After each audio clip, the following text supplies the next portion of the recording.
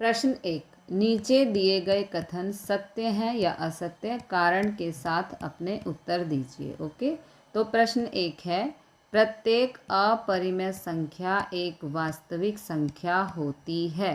तो इसके लिए आंसर है सत्य, क्योंकि सभी परिमेय और अपरिमेय संख्याओं का संग्रह ही वास्तविक संख्या होती है। ओके, पार्ट 2 में कहा है, संख्या रेखा का प्रत्येक बिंदु रूट m के रूप का होता है, जहां m एक प्राकृतिक संख्या है।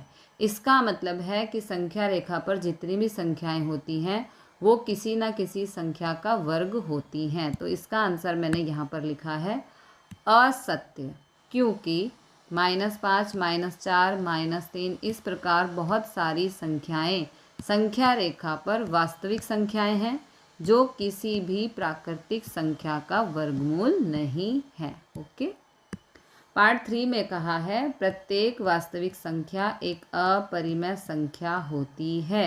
तो इसका आंसर है असत्य, क्योंकि वास्तविक संख्याओं में परिमेय संख्याएं भी होती हैं। ओके, प्रश्न 2, क्या सभी धनात्मक पूर्णांकों के वर्गमूल अपरिमेय होते हैं?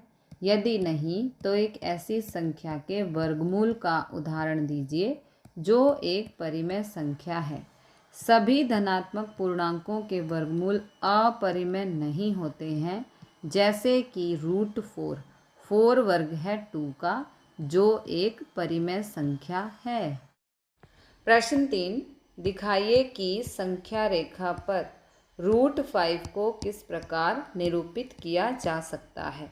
तो इसके लिए आंसर है, √5 को संख्या रेखा पर निरूपित करने के लिए 0 से 2 इकाई की दूरी, देखो ये 0 है और यहाँ पर 2 है, 0 से 2 इकाई की दूरी OB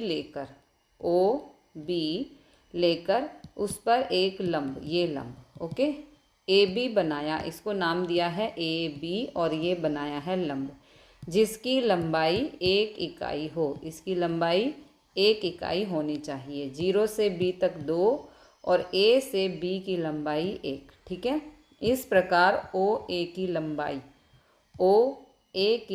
√5 होगी। अब O को केंद्र मानकर तथा OA त्रिज्या लेकर संख्या रेखा पर ये वाली एक चाप लगाया जो C पर काटता है। इस प्रकार OC बराबर √5 है। O से लेकर C तक √5 है। ओके।